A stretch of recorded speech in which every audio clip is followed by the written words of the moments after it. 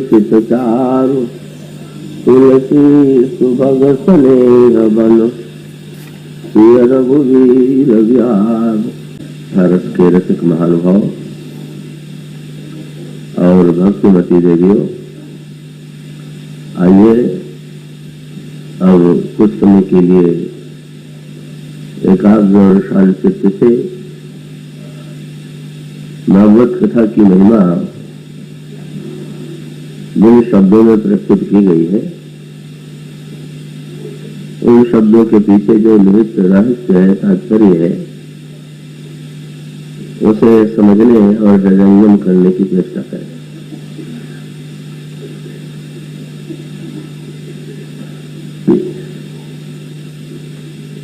इस दोहे में जो अभी आपके समक्ष पढ़ा गया, आंतरिक जीवन में चित्रकूट की सृष्टि कैसे की जाए, इसके संदर्भ में प्रस्तुत करते हैं। उन्होंने ये कहा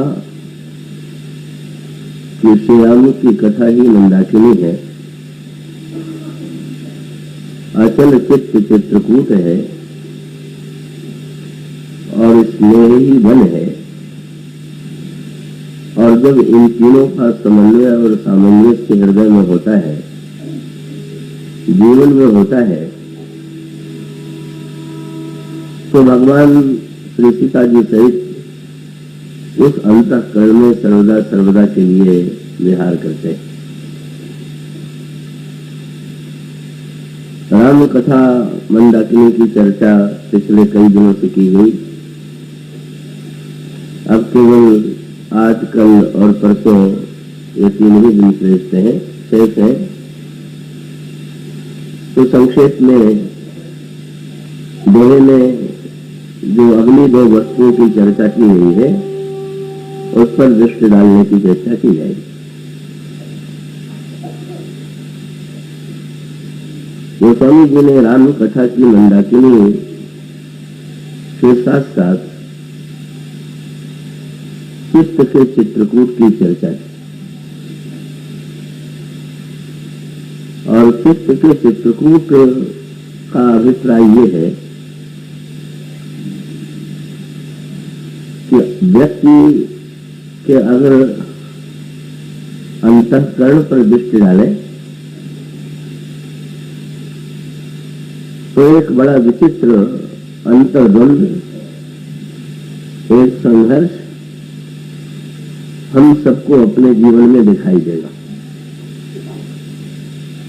संघर्ष केवल परिवार में या राष्ट्र में ही या 2 राष्ट्रों के बीच में नहीं चल रहा है, अपितु यदि हम और आप अपने अंतःकरण की ओर झांक करके देखें तो ऐसा लगता है कि उसमें भी एक बड़ा ही विचित्र संघर्ष और द्वंद्व चल रहा है। और वो द्वंद्व का स्वरूप गहराई से देखने पर दिखाई देगा। अंतःकरण चतुष्टय के नाम से अंतःकरण को 4 भागों में बांटा गया और उसी का नामकरण किया गया मन, बुद्धि, अहंकार और चित्त। इसका अभिप्राय यह है कि जब हमारे अंतःकरण में कोई संकल्प विकल्प आता है, कोई चिंतन आता है, तो ये मन की क्रिया है। और जब हम निर्णय करने बैठते हैं तो जिस माध्यम के द्वारा निर्णय करते हैं वो बुद्धि, और क्रियान्वित करने से पहले और बाद में जिसके साथ हम कर्तृत्व जोड़ते हैं और ये कहते हैं या ये समझते हैं कि ये मैंने किया, यही अहंकार है। तो इन तीनों का कार्य जीवन में स्पष्ट रूप से दिखाई देता है। पर आपने और प्रत्येक व्यक्ति ये अनुभव कर सकता है कि इन तीनों में परस्पर एक द्वंद्व सा प्रतीत होता है। हमारे मन में कुछ और आता है। जब हम बुद्धि से विचार करने बैठते हैं तो उससे भिन्न विचार आते हैं,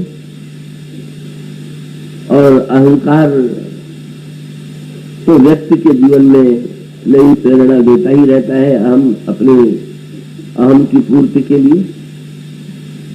और इस तरह से मानो हम तीन भागों में बटे हुए हैं, मन अलग, बुद्धि अलग और अहंकार अलग। पर हमारे चिंतकों ने, मुनियों ने, ऋषियों ने इस प्रश्न पर विचार किया कि इन तीनों के पीछे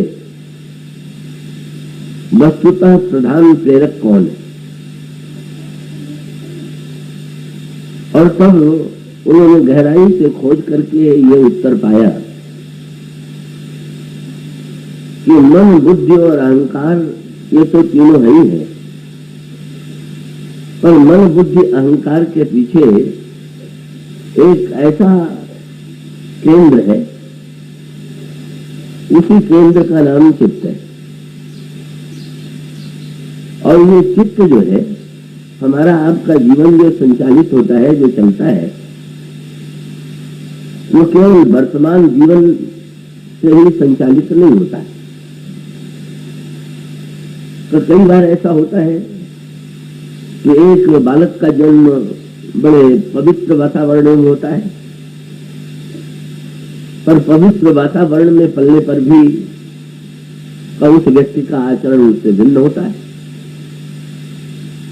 और ये भी दिखाई देता है कि कई व्यक्तियों का पारिवारिक वातावरण पवित्र नहीं है, पर वहां पर भक्तों और संतों का जन्म हो जाता है। तो वातावरण का मनुष्य पर बड़ा प्रभाव पड़ता है, ये एक तथ्य तो है। किंतु वातावरण के द्वारा ही यदि व्यक्ति का जीवन संचालित होता या उसका निर्माण होता, तो इस प्रकार का विरोधाभास न दिखाई देता।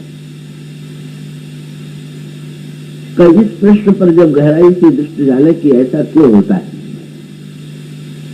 जहां वातावरण की अनुकूलता है, अगर वहां पर आचरण वातावरण के अनुकूल है तो लगता है कि ये वातावरण का प्रभाव है। और कभी कभी तो एक बड़ा विचित्र अनुभव होता है कि एक ही परिवार में दो बालकों का अलग अलग जन्म होता है और वो एक ही वातावरण में पलते हैं। एक ही माता पिता से दो पुत्रों का जन्म हुआ, पर उन दोनों बालकों के व्यवहार में भी परस्पर भिन्नता होती है, एकता नहीं होती है। तो फिर जब इस प्रश्न पर विचार करते हैं कि ये भिन्नता कहां से आती है, तो उसका उत्तर ये कह करके हमारे मनुष्यों ने दिया कि वस्तुतः व्यक्ति का जो जन्म दिखाई दे रहा है वही जन्म तो नहीं है। कई तो अनादिकाल से जन्म मरण की प्रक्रिया चल रही, और जन्म मरण की जो प्रक्रिया चल रही है, कि जन्म मरण की इस प्रक्रिया में अनगिनत जन्म हो चुके हैं और अनगिनत जन्मों की संभावना है। तो एक शरीर की मृत्यु हो जाने के बाद भले ही स्थूल शरीर की मृत्यु हो जाती हो, और उसके साथ साथ और दो शरीरों की बात शास्त्रों ने कही। और उन्होंने कहा कि स्थूल शरीर के साथ साथ एक शरीर है सूक्ष्म, का एक शरीर है कारण और दूसरा है सूक्ष्म शरीर। और जब पुनर्जन्म होता है तो पुनर्जन्म उन्हीं संस्कारों के कारण होता है, और उसी पूर्व जन्म के संस्कार को लेकर के बालक का जन्म होता है। तो परिणाम यह होता है कि पूर्व में बालक यहाँ तो जन्म हुआ एक परिवार में, पर दोनों बालक जो आए वो अलग अलग स्थानों से आए और अलग अलग संस्कार लेकर के आए। और ऐसी परिस्थिति में वो जो सबको संचालित करने वाले संस्कार हैं जो पूर्व पूर्व जन्मों से अभ्यास के रूप में बने हुए हैं, ये संस्कार अंतःकरण में जहां पर संग्रहित रहता है उसी का नाम चित्त है। चित्त का अभिप्राय है सारे संस्कार जहां पर संचित है विद्यमान, और व्यक्ति का जो जन्म संचालित होता है कुछ वर्तमान अभ्यास से, कुछ वर्तमान वातावरण से, और कुछ भाग ऐसा होता है जो पूर्व पूर्व जन्मों के संस्कार से संचालित होता है। और इसमें भी सबसे अधिक प्रबलता जो होती है, कब सबसे अधिक प्रबलता होती है पूर्व पूर्व जन्मों के संस्कार में, क्योंकि वो न जाने कितने जन्मों से वो बने हुए हैं और वो सूक्ष्म रूप से गहराई में विद्यमान। तो अगर समस्या पर दृष्टि डालें तो मन बुद्धि के पीछे जो चित्त है, वो स्वामी जी ने इस पर बड़ा विचार किया। रामायण में उसको विभिन्न प्रसंगों के माध्यम से भी प्रकट किया गया। गोस्वामी जी ने जैसे रावण है, तो रावण को वे कहते हैं कि रावण मूर्तिमान मोह है। और जब आप पढ़ते हैं कि रावण मारने पर भी नहीं मरता, तो यही अनुभव का भी सत्य है कि मोह को विनष्ट करने के लिए चाहे जितना प्रयत्न किया जाए, पर कुछ इतना विचित्र दृश्य दिखाई देता है कि भगवान लंका के युद्ध में रावण का सिर, रावण की भुजाएं काट देते हैं, पर अगले ही क्षण रावण का नया सिर और नई भुजा निकल आती है। और तब इस प्रश्न पर विचार किया गया कि रावण की मृत्यु क्यों नहीं हो रही। और इसको अगर आध्यात्मिक अर्थों में विचार करें तो ये प्रश्न है कि मोह का विनाश प्रयत्न करने पर भी क्यों नहीं होता। और तब दो उत्तर रामायण में दिए गए। एक उत्तर त्रिजटा ने दिया और दूसरा उत्तर विभीषण ने दिया। जब श्री किशोरी जी ने त्रिजटा से युद्ध का समाचार सुना कि प्रभु का बाण लगने पर रावण के सिर और रावण की भुजा कट जाती है, फिर भी रावण की मृत्यु नहीं होती, तो उनके आंखों में व्याकुलता के आंसू आ गए और उन्होंने यही कहा कि लगता है मेरा दुर्भाग्य ही रावण को जीवित रख रहा है। मोर अभाग्य जीवावत वही यही हो कहाई पद कमल बिछोही। वो दुर्भाग्य आज तक मेरा पीछा नहीं छोड़ रहा है। जिस दुर्भाग्य ने मेरे मुंह से लक्ष्मण जी के लिए कटुतियों का प्रयोग कराया, जिस दुर्भाग्य ने मुझे स्वर्ण मृग को आकृष्ट किया, लगता है कि वो दुर्भाग्य आज भी मेरे पीछे पड़ा हुआ। और फिर पूछा देवी त्रिजटा, आप ये बताइए कि रावण की मृत्यु होगी भी कि नहीं होगी। और सब त्रिजटा ने कहा कि मृत्यु तो होगी, लेकिन जब तक भगवान श्री राघवेंद्र रावण का सिर और रावण की भुजाओं को ही काटते रहेंगे तब तक मृत्यु नहीं होगी। जब तक श्री राम रावण के हृदय पर बाण का प्रहार नहीं करेंगे तब तक रावण की मृत्यु नहीं होगी। ये उत्तर त्रिजटा ने दिया। और विभीषण ने लंका के युद्ध में भगवान श्री राघवेंद्र विभीषण से लड़ते हुए लीला में थक जाते हैं, माथे पर पसीने की बूंद आ जाती है और भगवान राम पीछे लौट करके विभीषण की ओर देखते हैं और विभीषण से पूछते हैं, मित्र विभीषण, ये तो बताओ रावण की मृत्यु का क्या उपाय। पार्वती जी ने इस प्रसंग को सुना तो चौंक पड़ी। पार्वती जी को लगा कि एक और साक्षात काल का काल ईश्वर और वो रावण के मारने का उपाय विभीषण से पूछ रहा है, ये तो न समझ में आने वाली बात है। तब भगवान शंकर ने जो उत्तर दिया वो रामायण का उत्तर नहीं है, हमारे आपके जीवन का भी उत्तर है। क्या कि हमारे आपके जीवन में भी सर्वशक्तिमान ईश्वर विद्यमान है और दूसरी ओर मोह भी विद्यमान है। तो सर्वशक्तिमान ईश्वर के होते हुए भी हमारे अंतःकरण का मोह नहीं मिट रहा है, ये तो बड़ी विचित्र बात है। सूर्य के उदय के बाद अंधकार बना रहे, ऐसा कैसे संभव है। पर ये विचित्र द्वंद्व तो जीवन में दिखाई दे रहा है। सारे शास्त्र कहते हैं कि व्यक्ति के अंतःकरण में ईश्वर सर्वभूतानां हृदय से अर्जुन तिष्ठति, ईश्वर प्रत्येक व्यक्ति के हृदय में विद्यमान है। और यह बिल्कुल पते की बात है। यहां तक कि सीता ने रावण के प्रसंग में जो उत्तर दिया उसमें भी यही संकेत क्या कि स्वयं रावण के हृदय में श्री राम है कि नहीं। और तब वहां पर भी ये बात बताई गई कि नहीं, भगवान श्री राम के सामने बड़ी कठिन समस्या ये आ गई। सीता से जब सीता जी ने पूछा कि प्रभु रावण के हृदय पर बाण क्यों नहीं चला रहे, तो सीता ने कहा कि उनके सामने समस्या ये है कि रावण निरंतर आपका हृदय में ध्यान करता रहता है, आपका चिंतन करता रहता है, और आप निरंतर भगवान राम का चिंतन करती रहती है। बस यही अंतर है। रावण श्री सीता जी का चिंतन तो कर रहा है, पर सीता जी किसका चिंतन कर रही है, अगर इस और उसकी दृष्टि चली जाए तो उसका जीवन धन्य हो सकता है। उसे स्वयं अपने हृदय में दिखाई देगा कि साक्षात सीता जी और श्री राम दोनों ही मेरे हृदय में बैठे हुए।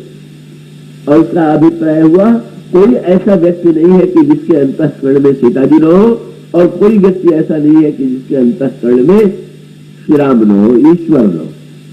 पर जब रावण के रूप में हम किसी की निंदा करते हैं तो इसका अभिप्राय ये हुआ कि हृदय में होते हुए भी जिसको ईश्वर के होने का भान नहीं हो रहा है, अनुभव नहीं हो रहा है, वही व्यक्ति वस्तुतः यही प्रवृत्ति मोह की प्रवृत्ति है और यही रावण का रूप। ऐसी स्थिति में संसार में ईश्वर प्रत्येक व्यक्ति के हृदय में बैठा हुआ, रावण के हृदय में बैठा हुआ। सीता ने कहा कि भगवान राम के सामने बड़ी कठिन समस्या है। अगर वे रावण के हृदय पर बाण चलावेंगे तो रावण कर रहा है आपका ध्यान, आप कर रहे हैं श्री राम का ध्यान, और सारा ब्रह्मांड तो श्री राम के उदर में ही स्थित है। तो प्रभु के सामने प्रश्न ये है कि कहीं मेरे बाण से संसार का ही विनाश न हो जाए, रावण की मृत्यु हो पर संसार का विनाश न हो। एक बड़ा जटिल कार्य है। और तब सीता से पूछा, सीता जी ने पूछा कि यह समस्या तो सदा बनी रहेगी, इस समस्या क्या क्या समाधान है। तो सीता ने जो वाक्य कहा वो बड़ा रहस्यपूर्ण है। सीता ने कहा कि न, भगवान श्री राम को एक ऐसा बाण चलाना पड़ेगा कि जिस बाण के प्रभाव से जो निरंतर मन से आपका वो ध्यान कर रहा है, किसी तरह से आपके ध्यान से उसका मन जो है वो हट जाए, और जो ही शक्ति से संबंध विच्छिन्न होगा का उसी अवसर पर भगवान राम जब रावण पर बाण का प्रहार करेंगे तो रावण की मृत्यु होगी। और इसका तात्विक अभिप्राय ये, कल वाले प्रसंग को मिलाकर के आप उस पर गहराई से विचार कीजिए। है तो गंभीर, पर जब आप चित्त के चित्रकूट की बात सुन रहे हैं तो आप मन और बुद्धि के स्तर से जब ऊपर उठेंगे तो ही चित्त के चित्रकूट में प्रवेश हो सकेगा। और उसका अभिप्राय यह है कि जब तक का रावण सीता जी से शक्ति से अपने आप को ध्यान के द्वारा शक्ति के द्वारा शक्ति प्राप्त कर रहा है, अमरता जैसी शक्ति इसमें आ गई है और वो इतनी शक्ति से अभिन्न के रूप में जुड़ी हुई है कि भगवान राम को शक्ति से रावण के मन को छिन्न भिन्न करना होगा तो रावण की मृत्यु होगी। और उसका अभिप्राय क्या, फिर वही बात, ये भक्तों की परंपरा ये है कि अकेले भगवान राम का ध्यान नहीं करते, बल्कि माना जाता है कि अगर भगवान का अकेले ध्यान किया जाए तो ध्यान अधूरा है। भगवान राम का ध्यान जो है वो निरंतर शक्ति के साथ किया जाना चाहिए, सिंधु के शक्ति नमा में। पर यहां कैसी विडंबना कि भगवान राम को ये प्रयत्न करना है कि सीता जी से रावण का मन किसी प्रकार से कुछ क्षणों के लिए हटे और तब कहीं रावण का विनाश हो। तो एक उत्तर पुत्रिका के प्रसंग में है कि रावण के हृदय पर प्रहार करने की आवश्यकता है और मन पर जो मन ध्यान में डूब करके ध्यान से शक्ति पा रहा है और ध्यान से शक्ति पा करके उसका दुरुपयोग कर रहा है। अब आधुनिक युग की दृष्टि से विचार करके देखिए, आधुनिक वैज्ञानिक जो है वो अंग से जब शक्ति को प्रकट कर लेता है तो सचमुच एक एक अणु में कितनी शक्ति छिपी हुई है इसका पता चलता है। लेकिन अणु से शक्ति को पाने के बाद जब वो अणुबम का निर्माण करता है तब संसार में इतने आतंक की सृष्टि हो जाती है, भय की सृष्टि हो जाती है कि यदि युद्ध होगा तो सारा संसार जो है वो विनष्ट हो जाएगा। तो ऐसी स्थिति में जब मन का शक्ति से शक्ति पाकर के उस शक्ति का दुरुपयोग करें तो उस मन को एकाग्र बनाने के स्थान पर उस महान की शक्ति को, महान के चिंतन को, मन के चिंतन को विनष्ट करने की आवश्यकता है। ये इसका उत्तर। और दूसरी ओर जो बात विभीषण जी ने कही वो बड़े महत्व की। विभीषण कौन है? गोस्वामी जी कहते हैं विभीषण जीव है। हम और आप जितने हैं सब विभीषण है। रावण मोह है और भगवान श्री राघवेंद्र विभीषण से पूछ रहे हैं कि रावण कैसे मरेगा। मानो ये प्रश्न केवल विभीषण से भगवान नहीं कर रहे, हमसे आपसे भी कर रहे हैं। पूछा पार्वती जी ने कि महाराज ये भगवान कैसे हैं जो कि ऐसा प्रश्न पूछ रहे हैं। तो उन्होंने यही कहा कि उमा काल मर जाकी इच्छा तो प्रभु कर जन प्रेम परीक्षा। काल भी जिनकी इच्छा से मर जाता है वो भगवान वस्तुतः प्रेम की परीक्षा ले रहे हैं। परीक्षा क्या ले रहे हैं? और यही सत्य जब समझ लेंगे हम लोग तो ही रावण का विनाश होगा। भगवान का तात्पर्य यह है कि मैं कितना भी सर्वशक्तिमान क्यों न हो, पर तक जब तक जीव नहीं चाहेगा और जीव नहीं सहयोग देगा तब तक उसके जीवन में मोह नहीं मिटेगा। और ये बिल्कुल समझ में आने वाली बात है, दिखाई भी यही देता है। बादल पानी बरस रहा हो, चाहे जितना पानी बरस रहा हो, लेकिन बादल से बरसने वाले पानी को ग्रहण करने के लिए कम से कम हमें अपने बर्तन को सीधा करके उस जल को ग्रहण तो करना होगा। अगर बादल आकाश से जल की वर्षा कर रहे हो और कोई व्यक्ति जो है अपने घड़े को उल्टा करके रख दे तो उसमें क्या बादल के द्वारा वर्षा होने पर जल की कोई बूंद आ सकती? और उसका अभिप्राय यह है कि जीव का हृदय जब तक उस कृपा को ग्रहण करने के लिए, शक्ति को ग्रहण करने के लिए व्यग्र नहीं है तब तक ईश्वर की कृपा हमारे जीवन में सक्रिय नहीं होगी। या दूसरा दृष्टांत रोग का दे। रोग का विनाश करने के लिए योग्य वैद्य की आवश्यकता है या योग्य डॉक्टर की आवश्यकता है, पर कोई भी योग्य वैद्य या डॉक्टर रोग को नष्ट कर सकता है अगर रोगी उसमें सहयोग न करे? कभी नहीं कर सकता। चाहे जितनी बढ़िया दवा दे करके जाए और कह दे कि ये दवा बड़ी अच्छी है, पर रोगी अगर निर्णय करने की स्थिति को तो बंद रखना है, मुझे खाना नहीं है, तो दवा रखी रह जाएगी और रोगी के रोग का विनाश नहीं हो। वैद्य अगर ये कह करके जाए कि तुम्हें इस दवा के साथ साथ ये वस्तु नहीं खाना, और रोगी अगर निर्णय करने के लिए हमें तो यही खाना, तो ऐसी परिस्थिति में कोई भी वैद्य, कोई चिकित्सक रोग को दूर नहीं कर सकता है। इसका अभिप्राय यह है कि हमारे जीवन से मोह का विनाश तब होगा जब हमारे अंतःकरण में सचमुच मोह के विनाश की इच्छा हो और ईश्वर के संकल्प से हम अपनी इच्छा को जोड़ें, ईश्वर की शक्ति से हम अपनी इच्छा को जोड़ें। अंततः आप प्रकाश ग्रहण करने के लिए भी तो जब तक विद्युत केंद्र से अपने को जोड़ेंगे नहीं तब तक बिजली तार में बिजली की शक्ति का चाहे जितना प्रवाह हो रहा हो, प्रकाश नहीं हो। तो ऐसी स्थिति में मानो सूत्र ये था कि क्या सचमुच हम लोगों के अंतःकरण में मोह को मिटाने की इच्छा है क्या? और अगर सच्चाई को देखें तो सच्चाई ये है कि यहाँ तो जितना प्रयत्न किया जा रहा है वो मोह को बढ़ाने का ही किया जा रहा, मोह को मिटाने का संकल्प था। और ऐसी स्थिति में ईश्वर मानो विभीषण से पूछता है तुम्हारा क्या विचार है? आप देखेंगे विभीषण के जीवन में क्रमशः मोह से दूरी उत्पन्न हुई और तब कहीं जाकर के भगवान राम ने रावण का विनाश किया। भगवान का अवतार तो ले जाने कब हो गया? रावण विद्यमान था, पर जब तक लंका में विभीषण थे तब तक रावण के विनाश की भूमिका नहीं बनी। और भगवान का अभिप्राय क्या? भगवान आकर के समुद्र के किनारे रुक गए, पर लंका पर उन्होंने आक्रमण तब तक नहीं किया जब तक विभीषण नहीं आए। मानो भगवान का संकेत ये है कि मित्र जियो, कुछ पग हम चले तो तुम भी तो चल के आओ। हम अगर अयोध्या का राज्य छोड़ करके तुम्हारे ऊपर कृपा करने को आए हैं तो तुम भी तो अपनी ये जो वृत्तियां हैं, इन दुर्गुण दुर्विचारों का परित्याग करके तुम भी तो मेरी दिशा में बढ़ने की चेष्टा करो। और उस दिशा में बढ़ने की प्रक्रिया कैसे आती है, इसका रामायण में बड़ा सुंदर संकेत है। क्या भगवान राम ने श्री सीता जी का पता लगाने के लिए हनुमान जी को भेजा। अब वो लीला में तो सचमुच सीता जी का हरण हुआ है और भगवान ने हनुमान जी को भेजा, पर तात्विक दृष्टि से तो रामायण में आपने पढ़ी होगा कि जिन सीता जी का हरण हुआ था वो छाया सीता थी, वास्तविक सीता नहीं। वास्तविक सीता तो भगवान राम से अभिन्न है, वो उनसे अलग नहीं हो सकती। तो फिर भगवान राम ने हनुमान जी को भेजा किसके लिए?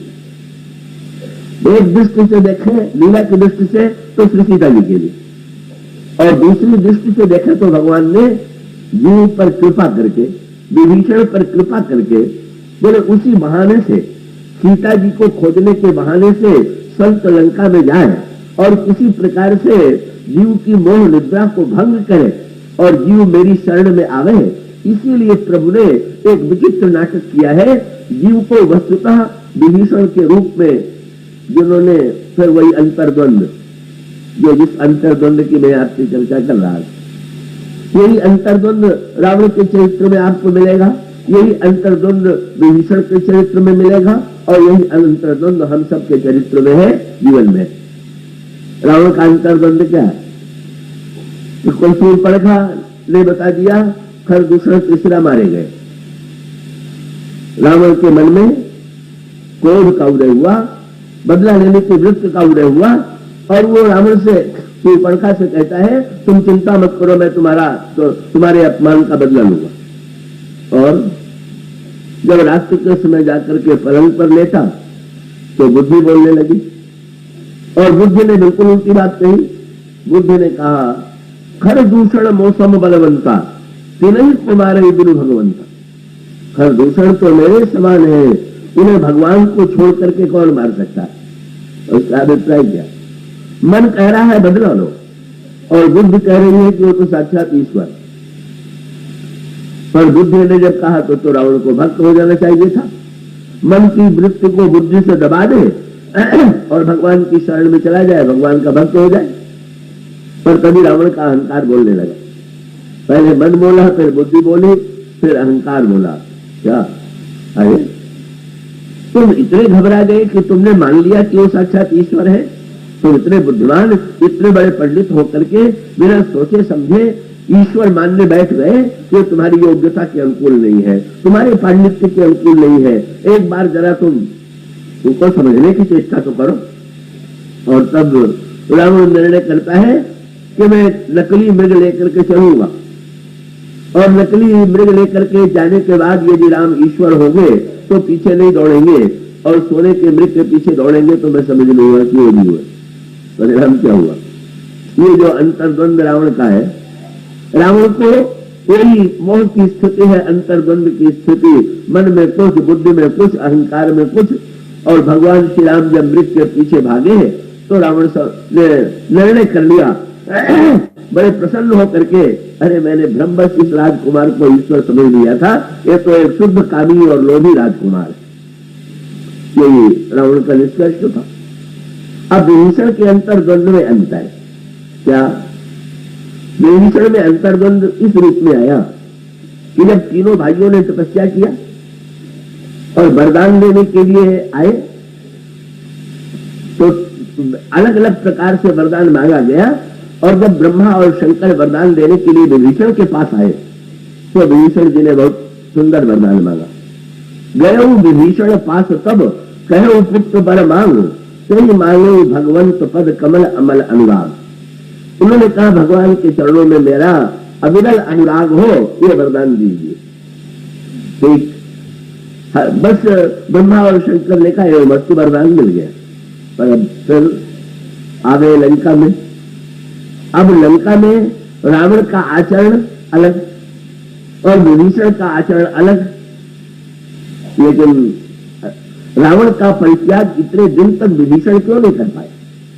जब प्रारंभ से ही वे भगवान की भक्ति का वरदान मांग चुके थे, तो ऐसी स्थिति में जब उन्होंने देख लिया कि रावण का आचरण मेरे सर्वथा विपरीत है, महत्व के विपरीत है, तो ऐसी स्थिति में हम रावण का त्याग कर दें। पर जब बुद्धि कहती है कि त्याग कर दो, तो मन कहता है कि ये उचित नहीं है। अंत में रावण चाहे संसार के लिए जितना बुरा हो, पर रावण ने मुझे तो मंदिर में पूजा करने की सुविधा दे दी है, भजन करने की सुविधा दे दिया है। रावण तो मेरे कार्य में कोई हस्तक्षेप नहीं करता, तो अगर रावण मेरे कार्य में हस्तक्षेप नहीं करता है, तो हमें क्या आवश्यकता है कि मैं रावण को हस्तक्षेप करूं? और तब दोनों में समझौता सा हो गया। रावण विभीषण के कार्य में हस्तक्षेप नहीं करता और विभीषण रावण के कार्य में हस्तक्षेप नहीं करता।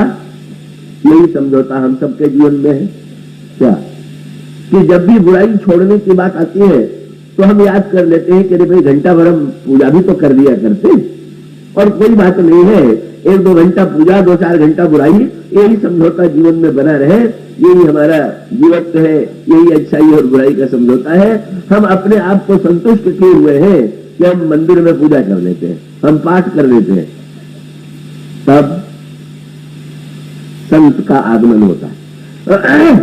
भगवान ने मानो हनुमान जी को क्यों भेजा? बोले संत जो है इस अंतर्द्वंद से मुक्ति दिलाने के लिए ही आता है। और संत ने आकर के हनुमान जी लंका भर में सीता जी को खोजते खोजते का विभीषण जी के द्वार पर आकर के खड़े हुए, और गोस्वामी जी ने एक वाक्य लिखा, ताही समय विभीषण जागा। हनुमान जी खड़े हुए और विभीषण की आंख खुली। यही सत्संग का फल ये। पर व्यंग्य कि रावण के घर में भीतर घुस करके कोना कोना देख डाला, पर सैन किए देखा कपिते ही। ऐसी गहरी नींद है कि हनुमान जी के आने पर भी नहीं खुली।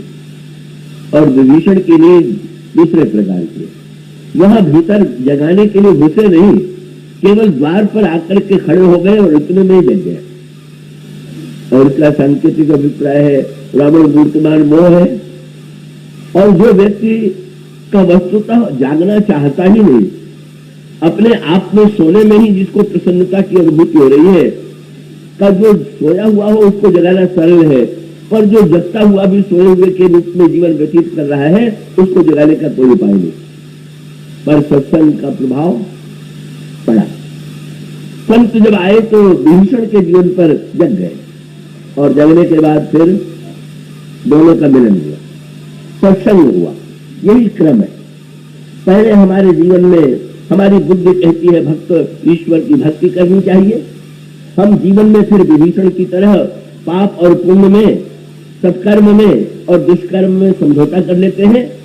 पर अगर सच्चे अर्थों में सत्संग हमें मिले और संतों की वाणी पर विचार करें, संत ने उनके सामने सब जो बातें रखी, का कई दुविधा विभीषण के अंतःकरण में थी, और उस विभीषण के अंतःकरण की दुविधा को दूर करने के लिए संत ने किसका आश्रय लिया? बस वही उपाय हमको भी करना चाहिए क्या? विभीषण जी हनुमान जी से पूछते हैं कि तुम राम दीन अनुरागी, आयो मोहि करण बड़भागी, कि तुम हरिदासन मह कोई, मोरे हृदय प्रीति यति होई। और हनुमान जी ने क्या उपाय निकाला? बस सब हनुमंत कही सब राम कथा। भगवान की कथा, संत के पास गुरु सत्संग न हरि कथा, और तेहि बिनु मोहन भाग, मोह गए बिनु राम पद, होई न दृढ़ अनुराग। बिना सत्संग के राम कथा नहीं होती, राम कथा के बिना मोह नहीं भागता। यही क्रम यहाँ दिखाई देता। संत ने राम की कथा सुनाई, और राम की कथा सुनाने के साथ साथ संत ने प्रेरणा दे दिया, क्योंकि अब विभीषण ने जब भगवान की महिमा सुनी और ऐसा लगने लगा कि शायद आज तक मैंने भूल की थी, तब उन्होंने अब एक नई चिंता विभीषण के मन में आ गई कि अब मैं जाऊं तो क्या मुंह लेकर के जाऊं? इतने दिनों तक मैं अन्याय और बुराई का समर्थन करता रहा, मौन रह करके उसका विरोध मैंने नहीं किया, तो मैं अब जाऊंगा तो क्या प्रभु उससे नहीं पूछ देंगे कि अब तक तुमने क्या किया? कई बार ये भी हो जाता है, लगता है कि अब इतना जीवन रावण ने तो ये निर्णय किया। कभी भगवान बुद्ध ने कहा कि ईश्वर का अवतार हो गया, पर रावण ने कहा, हो भजन नहीं तामस देहा। अरे भाई, अपना शरीर तो तमोगुणी है, इससे भजन नहीं होगा। उसने अपने को भुलावा दे दिया। और विभीषण को हनुमान जी ने जब पूछा कि हनुमान जी पूछते हैं, तब हनुमंत कही सब राम कथा लीराम, सुरत जुगल तल पुलक मन, मगन सुमिर गुण ग्राम। और तब वो कहने लगे, सुनो पवन सुत रहनी हमारी, जिन दशनन मह जीभ बिचारी। पूछते हैं, तात कबहु मोहि जानी अनाथा, पर यह कृपा भानुकुल न था, तामस तन। बात एक ही है, लेकिन दिशा अलग बदल गई। तामस तन रावण भी कहता है और विभीषण भी कहते हैं, पर तामस तन का अर्थ रावण लेता है कि जब तामस तन है तो खूब खाओ पियो मौज करो, छोड़ो इसकी चिंता। और जब विभीषण हनुमान जी से कहते हैं तो वो भी ये कहते हैं कि मैं क्या करूं, मेरा शरीर तो तमोगुणी, तामस तन कछु साधन नहीं, प्रीति न पद सरोज मन माही। अब मोहि भा भरोस हनुमंता, बिनु हरि कृपा मिलहि ने कंता, जो रघुवीर अनुग्रह कीन्हा, तो तुम मोहि दरस दीना। अब संत क्या बतावेगा, कथा हनुमान जी ने सुनाई। अब हनुमान जी विभीषण के इस भय को दूर कर रहे हैं। अरे विभीषण, तुम मेरी ओर देखो, और देखने के बाद क्या तुम्हारे मन में ये प्रश्न बना हुआ है कि भगवान तुम्हें शरण में लेंगे कि नहीं लेंगे? हनुमान जी ने अपना परिचय देते हुए कहा, प्रात ले जो नाम हमारा, दिन ताहि न मिले हारा। विभीषण, मेरा तो नाम यदि कोई प्रातः काल ले ले तो उसको दिन भर भोजन न मिले, और असमय अधम सखा सुन, मुँह पैर रघुबीर, कीन्ही कृपा सुमिरी गुण, भरे विलोचन नीर। ऐसा कहते कहते गदगद हो गए। विभीषण जी ने सुना, मन में भरोसा हुआ कि नहीं, जब संत कह रहे हैं और संत अपना दृष्टांत दे रहे हैं तो प्रभु अपनी शरण में लेंगे। और इतने से छुट्टी थोड़ी मिल गई, फिर समस्या आ गई। हनुमान जी रावण की सभा में गए, रावण ने भी हनुमान जी को मार डालने की आज्ञा दिया। जब रावण की आज्ञा से राक्षस हनुमान जी को मारने के लिए चले, तो हनुमान जी जैसे बंधे हुए नागपाश में थे, चुपचाप खड़े रह गए। क्यों? हनुमान जी ने सोचा कि विभीषण को मैंने भगवान की कृपा की बात तो कह दिया, पर जरा ईश्वर की सामर्थ्य भी तो दिखा दूं, क्योंकि कुछ लोग समर्थ होते हैं, कृपालु नहीं होते हैं, और कुछ लोग कृपालु होते हैं, वो समर्थ नहीं होते। तो सामर्थ्य क्या बताना चाहते हैं? दिखा रहे हैं। संत दिखाता है, बोले देख लो किसके बल से अकेले में लंका में निर्भीक होकर के चला है, और खड़े हुए दिखा दिया। मृत्यु भी सामने है तो हनुमान जी कोई अपने को बचाने के लिए प्रस्तुत नहीं होते हैं। विभीषण जी को ये प्रदर्शित करना चाहते हैं ईश्वर की सामर्थ्य को देख। क्या विभीषण जी ने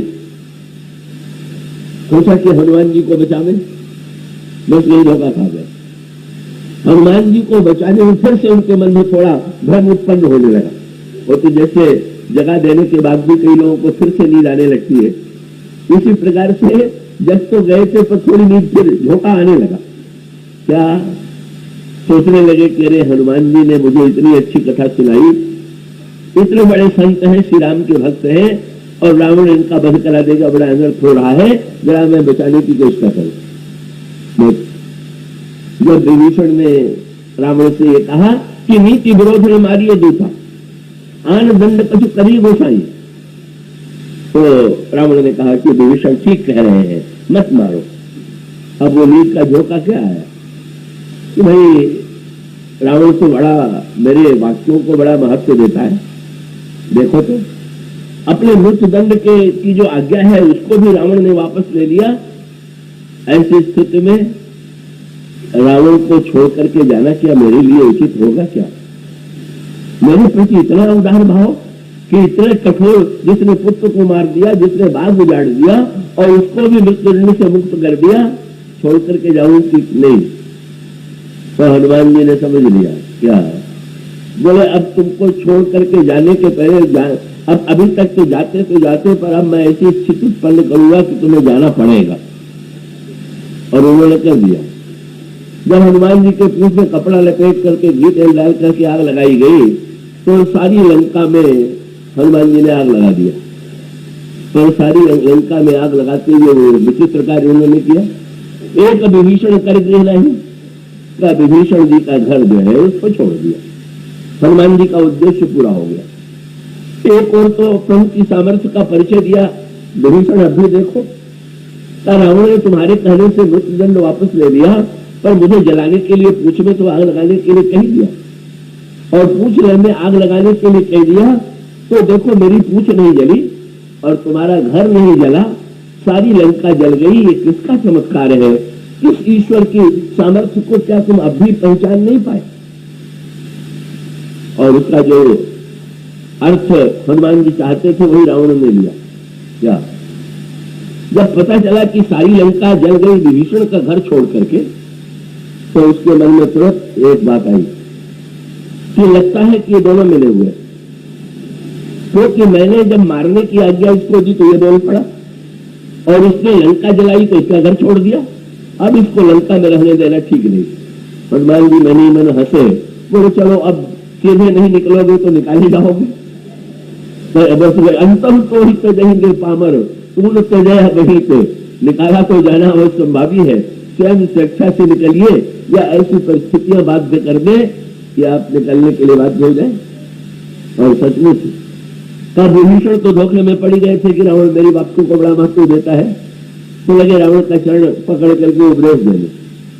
तो उपदेश जब रावण ने सुना तो पहला काम यही किया, बोले मम पूरे बसी तपस्वी में पर प्रीति सठ मिली जाए, नहीं कहूंगी थी दुष्ट लंका में तू रहने योग्य नहीं है, जा तो उसी राजकुमार के पास जा। और सचमुच अब विभीषण जी की तो रावण का जो चरण प्रहार था, जब चोट लगती है, आघात लगता है, जिसके प्रति हम इतना करते हैं, जब वही लात मारता है, तो अगर सचमुच लात सहन करने में अद्वितीय न हो, बहुत से लोग इस कला में भी बड़े निपुण होते हैं कि कितनी भी लात क्यों न लगे, पर वो रावण को छोड़ के जाने वाले नहीं, उस सहने की कला में बड़े निपुण है।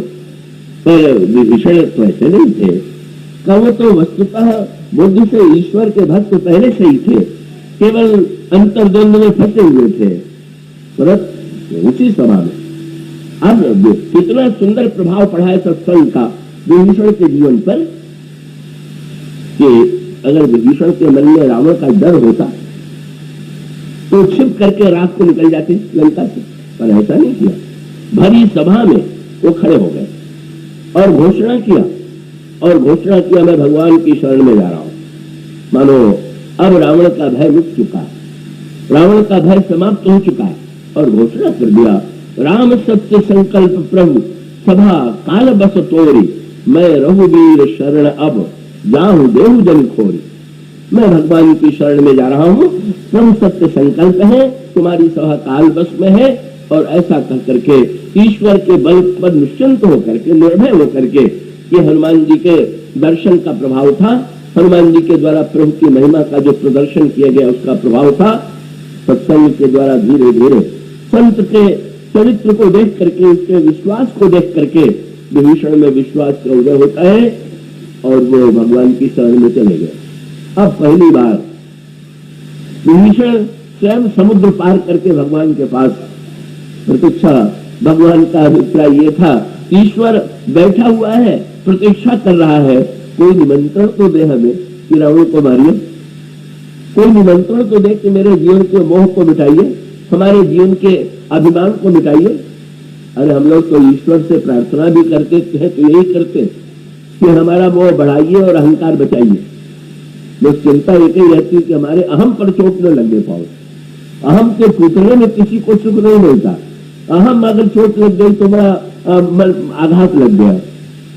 तब भगवान राम अंत में फिर उन्होंने कहा आ गए, पर जाते जाते रावण की प्रशंसा थोड़ा करके गए थे। तुम पितु सभी से भले ही मोही मारा, राम भजे ही तो नाथ तुम्हारा। भगवान ने कहा कि लगता है अभी कहीं कोने में रावण के प्रति सद्भाव छिपा हुआ है, अभी कैसे मिटाऊं। अब और आगे बात बढ़ी। लंका के युद्ध में रावण ने विभीषण के ऊपर शक्ति का प्रहार किया। भगवान ने दिखा दिया, तुम जिसे समझते थे कि वो तुम्हारा भाई है, उसकी स्थिति ये है कि वो तुम्हारा प्राण लेने के लिए मुझसे मेरी अपेक्षा, मेरे प्राणों को लेने के पहले भी वो तुम्हारा प्राण लेने की चेष्टा कर रहा है। और वो बाण चला, लेकिन प्रभु ने तुरंत खेल किया। क्या? तुरंत विभीषण पाछे बेला, सन्मुख राम सहु सो सेला। भगवान ने विभीषण को पीछे ढकेल दिया, स्वयं छाती पर बाण ले लिया। पर प्रभु ने एक बड़ा विचित्र खेल किया। चाहते तो रावण का बाण काट भी सकते थे, कई रावण के बहुत से बाणों को उन्होंने काटा, ऐसा युद्ध में प्रसंग आता है। भगवान राम को चाहते तो रावण का बाण रावण पर ही लौटा सकते थे, ऐसा भी रामायण में युद्ध प्रसंग में आता है। पर भगवान राम ने छाती पर क्यों ले लिया? तो एक बात तो कि जीव के अंतःकरण में पूर्ण आत्मविश्वास उत्पन्न करने के लिए और बुराई से घोर घृणा उत्पन्न हो जाए। जब तक बुराई के प्रति कोई भी हमारे अंतःकरण के कोने में का अच्छा भाव छिपा हुआ है, क्रोध है तो क्रोध क्यों नहीं छूटता? कि जब क्रोध की बात हम कहेंगे तो कहेंगे क्रोध बुरा तो है, पर मेरा क्रोध आवश्यक भी तो है। कहीं न कहीं उसका समर्थन करने के लिए छोटा कोना हमारे हृदय में छिपा हुआ है।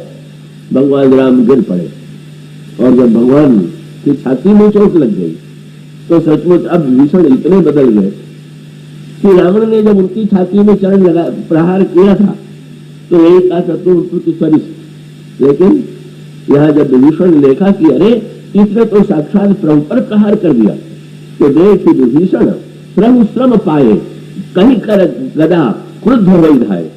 गदा लेकर के रावण के लिए रावण से लड़ने चल पड़े। प्रभु प्रसन्न हो तो मूर्छा का नाटक किए हुए थे, बोलो चलो तुम में इतना साहस तो आया कि रावण से स्वयं भी लड़ने के लिए चले, तो तुम्हें प्रयत्न तो हुआ। इस प्रसंग को जब पार्वती जी ने सुना तो उनके कान में जैसे विश्वास ही नहीं हुआ कि विभीषण गदा लेकर के रावण से लड़ने कहीं जा सकते हैं। तो तुरंत शंकर जी ने कहा उमा विभीषण रावण ही सर्मुख चितौ की काऊ, ये सोई अब भिरत काल जिन श्री रघुवीर प्रभाव।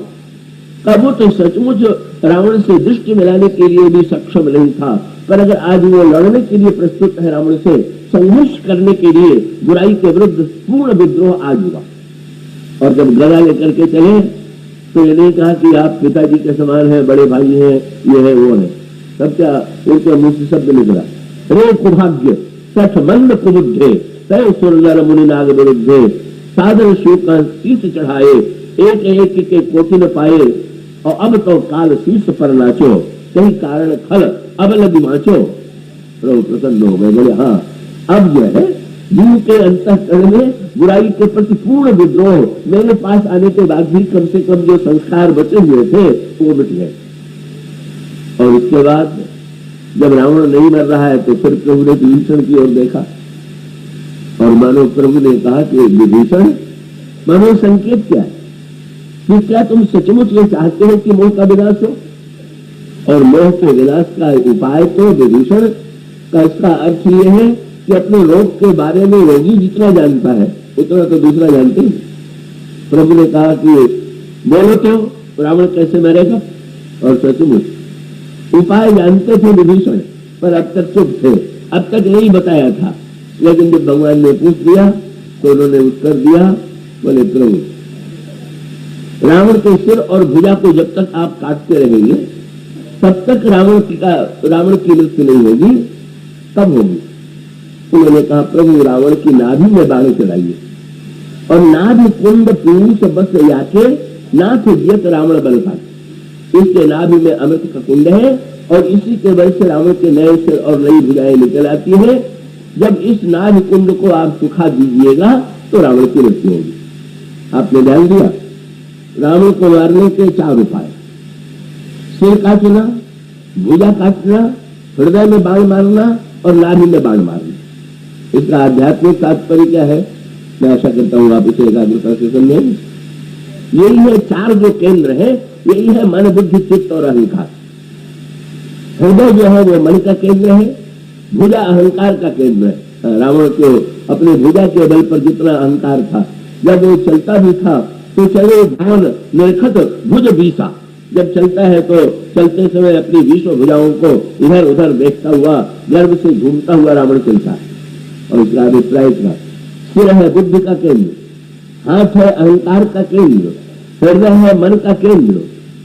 पर विभीषण कहते हैं कि महाराज मन बुद्धि अहंकार सब पर प्रहार कीजिए, पर जब तक चित्त का अमृत कुंड बना हुआ है, बस ये समस्या हम सबके जीवन में है। जन्म जन्मांतर से ऐसे संस्कारों का अमृत, ये अमृत कुंड क्या है? ये पूर्व जन्मों के जो संस्कार हैं, जो नए सिर और नए भुजाओं की सृष्टि करते हैं, यही है चित्त का केंद्र, यही है नाभि। और विभीषण जी ने कह दिया कि प्रभु जब तक आप इस रावण के इस नाभि कुंड के अमृत को नहीं सुखा लेंगे, रावण की मृत्यु नहीं होगी। और यही सत्य हमारे आपके लिए कि मन पर विजय की आवश्यकता है, बुद्धि के सदुपयोग की आवश्यकता है, अहंकार के विनाश की आवश्यकता है। पर साथ साथ चित्त का संस्कार जब नष्ट होता है तभी मुक्ति होती है। संस्कारों से मुक्त होने पर ही मोह का विनाश होता है। यही है सबसे कठिन केंद्र चित्त। इसी बात को मेरे पत्रकार गोस्वामी जी कहते हैं, महाराज ये मोह क्यों नहीं दूर होता? तो वो यही कहते हैं कि प्रभु जन्म जन्म अभ्यास निरत चित्त अधिक अधिक लपटाई। तो भाई ये है हमारी आपकी समस्या। मन बुद्धि चित्त और अहंकार चारों में परस्पर भेद है, चारों में अलग अलग प्रकार की बुराइयां हैं। ऐसी स्थिति में हमें इन चारों में परिवर्तन की आवश्यकता है। और परिवर्तन का केंद्र कौन बनेगा? ये जो लंका का चित्त है, एक चित्त हुआ है जो लंका का चित्त है, और लंका का जो चित्त है जिसमें संस्कारों का अमृत कुंड है और दुर्गुण दुर्विचारों की सृष्टि जिसमें निरंतर होती रहती है, यही चित्त अनर्थ की जड़ है। और आप अगर गंभीर पुस्तकों या गंभीर ग्रंथों या गंभीर विचारों के सुनने की अभ्यस्त अपने को बना सके तो आप, और गहराई से आत्मनिरीक्षण कर सके, तो आप सचमुच यही पाएंगे कि सारा खेल जो है चित्त का है। और इसीलिए पातंजलि योग दर्शन में इसी समस्या पर विचार किया गया है, क्या किया जाए। और तब महर्षि पातंजलि ने जो योग सूत्र का ग्रंथ लिखा है, उसमें आप लोगों में से कुछ लोगों ने शायद पढ़ा हो, उसमें वही सूत्र देते हैं योग क्या है। और वो कहते हैं कि योग है चित्त वृत्तियों का निरोध। चित्त वृत्तियां जब तक चंचल है तब तक अनर्थ कारिणी, और चित्त वृत्ति जब एक पूरी तरह चंचलता छोड़ देती है, स्थिर हो जाती है, तो उसी चित्त वृत्ति में भगवान का प्रकाश होता है। तो एक और है वो चित्त जो रावण के नाभि कुंड के रूप में, और दूसरी ओर जहां भगवान राम आकर के रहे, वो चित्रकूट भी चित्त ही है। वो स्वामी जी कहते राम कथा मंदाकिनी चित्रकूट चित्त चारु। और उसका अभिप्राय है रावणत्व भी इसी चित्त से जुड़ा हुआ और रामत्व भी इसी चित्त से जुड़ा हुआ। चित्त में ही आप चित्त के संस्कारों के द्वारा कार्य करते हुए रावणत्व को जीवन में प्रकट कर सकते हैं और चित्त को स्थिर बना करके। बस ये वो स्वामी जी का संकेत बड़े महत्व का है। कल भी मैंने चर्चा की थी, कथा का बड़ा महत्व है, पर कथा का अगर उतना महत्व नहीं जीवन में दिखाई दे रहा है या उतना प्रभाव नहीं पड़ रहा है, तो उसका रहस्य यही है कि कथा को हम लोग मन के स्तर पर ही, अधिकांश श्रोता जो होते हैं तो मन के स्तर पर ही सुनते हैं। मनोरंजन के लिए आनंद आ गया, चलो इस बात की दृष्टि से मन के स्तर पर सुना, और उसके ऊपर जो उठते हैं और उनकी संख्या और कम हो जाती है। तो बुद्धि के स्तर पर केवल मन का मनोरंजन और मन के मनोरंजन की दृष्टि से ही नहीं सुनते हैं, अपितु जो सुनते हैं उसको बुद्धिपूर्वक सुनते हैं। और कई श्रोता तो ऐसे होते हैं कि जहां बुद्धि की बात आई वो सुनना बंद कर देते हैं, बोले कोई काम की बात आवेगी तो सुनेंगे, अभी ये बातें जो है अपने लिए नहीं। और इसका अभिप्राय है कि मनोरंजन कथा का अगर लक्ष्य हो गया तो मनोरंजन भी आपको मिलेगी कथा में, पर उसका अगर अतिरेक हो गया तो आप लौटेंगे भी तो मन का मनोरंजन लेकर के लौटेंगे। पर बुद्धि के स्तर पर आपने जो सुना है उस पर विचार कीजिए कि आज क्या बातें कही गई है और किसके लिए कही गई है। ये न सुनने के स्थान पर हम ये अनुभव करें कि ये सारी बातें मेरे जीवन से कहां तक संबंधित हैं। जो पात्र बताए गए हैं वो पात्र हमारे जीवन में कहां कहां विद्यमान है। तो बुद्धि के स्तर पर समझ है, पर बुद्धि के स्तर पर समझ लेने के बाद भी एक स्तर और बाकी है, और वो स्तर जो है वो यह चित्त का स्तर। राम कथा मंदाकिनी चित्रकूट चित्त चारु। और उसका अभिप्राय यह है कि जिस समय बुद्धि से समझ करके भी अगर वो हमारे अंतर जीवन में प्रवेश न करके केवल बाहर निकल आवे, तो दो बातें होती है। जो व्यक्ति मन से सुन रहा है वो तो सुना और गया, और जिसने बुद्धि से सुना समझ में आ गया तो वो सुना भी सकता है। तो सुना सकना ये बुद्धि का पूरा उपयोग नहीं। सुना सकने में तो मानो जो आपने समझा उसे बाहर बताया, अगर उससे दूसरों का लाभ होता है तो बताना ठीक, लेकिन सार्थकता यह है कि जो आपने बुद्धि से सुना तो केवल बाहर की ओर ही न जाए, भीतर चित्त में भी प्रवेश करे। ये जो चित्रकूट है, ये जो पहले इसकी कथा बड़ी सुंदर आती है, ये विंध्याचल पर्वत की एक शाखा है और इसके साथ जो कथा जुड़ी हुई है बड़े महत्व की है। ये चित्रकूट का भी जो चित्र था ये सदा ऐसे ही नहीं था, इसकी भी बड़ी विचित्र दशा थी, पर यही चित्र बदल गया। और इसकी कथा बड़ी मीठी है। ऐसी पौराणिक मान्यता है कि सुमेरु पर्वत की परिक्रमा सूर्य के द्वारा की जाती है। तो ये चित्रकूट है, ये विंध्य पर्वत की एक शाखा है। तो विंध्य पर्वत के मन में इस महत्वाकांक्षा का उदय हुआ कि सूर्य अगर सुमेरु की परिक्रमा करते हैं तो मेरी भी परिक्रमा करें। ये अहंकार की मांग, मैं की मांग, क्यों सूर्य से क्या मुझ में क्या सुमेरु से मुझ में कोई कमी है, इसलिए इनको चाहिए कि मेरी परिक्रमा करें। और विंध्याचल ने सुमेरु से मांग की कि आप मेरी परिक्रमा कीजिए। सूर्य ने कहा कि मैं प्रकृति के नियमों से बाध्य हूं, मैं तुम्हारी परिक्रमा करने में सक्षम नहीं हूं। तो विंध्याचल ने कहा अगर नहीं है तो हम आपका मार्ग और आपका प्रकाश ही रोक देंगे। ये अहंकार का यही स्वभाव। जब अहंकार बहुत बढ़ता है तो अहंकार बढ़ने पर व्यक्ति ये सोचता है अगर प्रकाश मेरे और चारों ओर न घूमे तो हम अंधेरा फैला देंगे, कहीं किसी को प्रकाश नहीं मिलने देंगे। और कहा जाता है कि विंध्याचल ऊपर की ओर उठने लगा। और ये कौन उठ रहा है ऊपर? विंध्याचल। अहंकार ही तो ऊपर उठ रहा है। ऊपर उठने का अर्थ क्या है? वो समझने का ऊपर उठने का अर्थ अगर शरीर नाम और रूप से ऊपर उठना है तो ऊपर उठना मुक्त की दिशा में, और ऊपर उठने का अर्थ यह है दूसरों की अपेक्षा कहीं और ऊंचे पर खड़े होकर के हम अपने अहम का प्रदर्शन करने के लिए ऊपर खड़े हो, तो ये तो अहंकार का ही परिचय है। जब ये स्थिति आई तो कहा जाता है कि विंध्याचल इतना ऊपर की ओर बढ़ा कि संसार में अंधकार फैलने लगा। ये चित्त की एक स्थिति है जिसका विंध्याचल के प्रसंग में वर्णन आता है। सब लोगों ने, ऋषि मुनियों ने, देवताओं ने अगस्त्य जी से प्रार्थना किया कि कोई उपाय निकालिए। अगस्त्य जी के विषय में आप सुन चुके हैं, ये कुंभज है, विवेक के मूर्तिमान रूप है, और इसका अभिप्राय कि जब चित्त जो है दोषयुक्त होकर के अहंकार को बढ़ाने लगे और अहंकार से तन जाए तो फिर उस समस्या का समाधान किससे पाया जाए? बोले विवेक रूप संत के द्वारा। जो संत विवेकी है उनसे प्रार्थना की गई कि महाराज किसी प्रकार से लोक कल्याण के लिए ये प्रकाश के मार्ग को अवरुद्ध करने वाले विंध्याचल को आप समझाइए। अगस्त्य जी उस समय उत्तर भारत में रहा करते थे, ये गए। तो एक बढ़िया बात है, चित्त में जहां बुरे अहंकार के संस्कार होते हैं कुछ भले संस्कार भी होते हैं। चित्त की तो विचित्रता यही है कि अच्छे बुरे सब संस्कार हैं। तो विंध्याचल में बुरे संस्कार तो सक्रिय थे ही अहंकार के रूप में। एक अच्छा संस्कार भी था कि संतों के चरणों में प्रणाम करना चाहिए। और तब विंध्याचल अगस्त्य को देख करके अच्छा इतने बड़े महात्मा आए हैं तो हम प्रणाम करें, लेट गए।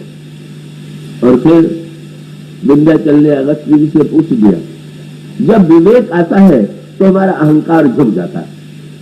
अगस्त्य को देख करके कई मानो एक सत्य लक्षण है, संत को देख करके, विवेक को देख करके अहम झुका, चरणों में गिर पड़ा और महर्षि अगस्त्य से पूछ दिया, आपने कैसे कष्ट किया, क्या आपकी सेवा करें? अगस्त्य जी ने कहा कि बेटा मैं दक्षिण भारत जा रहा हूं, जब तक मैं लौट के न आऊं इसी तरह पड़े रहो। और फिर वो विंध्याचल ने कहा जो आज्ञा, और वो लांग करके विंध्याचल को दक्षिण भारत में चले गए लौट के आए नहीं, तभी से विंध्याचल पड़ा हुआ।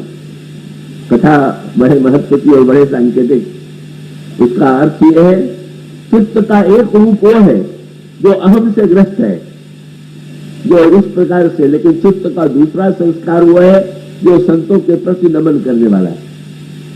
और सचमुच फल किसका मिला? जो चित्त इतना तना हुआ था, जिसमें इतने संस्कार थे, अब उसमें इतना अंतर आया कि लोगों ने आकर के कहा कि अगस्त नहीं लौटेंगे, अब उठो उठो। वो जानबूझ करके, तुम्हें जानबूझ करके इस तरह से झुका करके चले गए, पर इतना संस्कार था विंध्याचल में, ताकि नहीं अब संत को मैंने वचन दिया है, अगर ऐसे ही प्रतिज्ञा हम लोग भी कर लें कि संतों को जो वचन देंगे उसको टालेंगे नहीं, तो काम बन ही जाए। तो विंध्याचल पड़ा हुआ प्रतीक्षा करता रहा, अगस्त जी जब लौटेंगे जो कहेंगे वो मैं करूंगा। और तब क्या हुआ? एक दिन उसी चित्रकूट, विंध्याचल की शाखा चित्रकूट में देखा स्वयं भगवान राम चले आ रहे। तो जो चित्त अभी तक अहंकार युक्त था, अहंकार मुझसे ही उसमें ईश्वर ने प्रवेश किया, और ईश्वर ने जब प्रवेश किया तो देख करके विंध्याचल की आंखों में आंसू आ गया। क्यों? जब भगवान राम चित्रकूट में पहुंचे तो लगे चित्रकूट की परिक्रमा करने लगे। चित्रकूट, विंध्याचल ने गदगद होकर सोचा, कहा मैं चाहता था कि सूर्य मेरी परिक्रमा करे, और कहा कोटि सूर्य जिनके रोम में निवास करते हैं वो ब्रह्म ही मेरी परिक्रमा करने लगा। कितना सुंदर परिणाम हुआ। और गोस्वामी ने भी रामायण में सूत्र लिखा, जब अयोध्या का परित्याग करके भगवान चित्रकूट में आए और चित्रकूट में प्रभु को देखा तो विंध मुदित मन सुख न समाई, सीमा नहीं लगे। क्या बोले? छोटा बनकर के बड़प्पन पाना और बड़े बनकर के बड़प्पन पाना। अहंकारी जो है वो बड़ा बनकर के बड़प्पन पाता है, और भक्त जो है वो छोटा बनकर के बड़प्पन प्राप्त करता है। विंध्याचल जो है वो झुक गया, चित्रकूट झुक गया, और कितना आनंद हुआ। बोले श्रम दिन विपुल बढ़ाई पाई। अरे इतना परिश्रम करके भी मुझे जो बड़प्पन नहीं मिला, सोए संत की कृपा से सत्संग से मिल गया। और स्वयं केवल भगवान वहां परिक्रमा ही नहीं करते हैं, उस चित्रकूट में निवास भी करते। मानो गोस्वामी जी ने सूत्र दे दिया। तो भाई कथा सुनना है तो चित्त जो अहंकार के संस्कार से युक्त है उसे विवेक के द्वारा नीचे झुकाइए, और नीचे झुकाने के बाद भगवान के आगमन की प्रतीक्षा कीजिए। अगर हमारा चित्त चित्रकूट के समान विनम्र होकर के नमन करके अगर वो कथा श्रवण हम करेंगे तो उसका परिणाम ये होगा कि हमारे जीवन में जैसे चित्रकूट में भगवान ने निवास किया, उसी प्रकार से हमारे आपके जीवन में भी ईश्वर का निवास होगा। यह है राम कथा मंदाकिनी चित्रकूट शिक्षा। अब इसके बाद अगले 2 दिनों की चर्चा होगी, पर आप लोग फिर रुके रहें, कृपया न उठे आप। और कल और परसों समय के विषय में जो सूचनाएं दी जा रही है उसे अत्यंत ध्यान से सुन लें, तभी आप अंतिम 2 दिनों का सदुपयोग कर सकेंगे। निवेदन।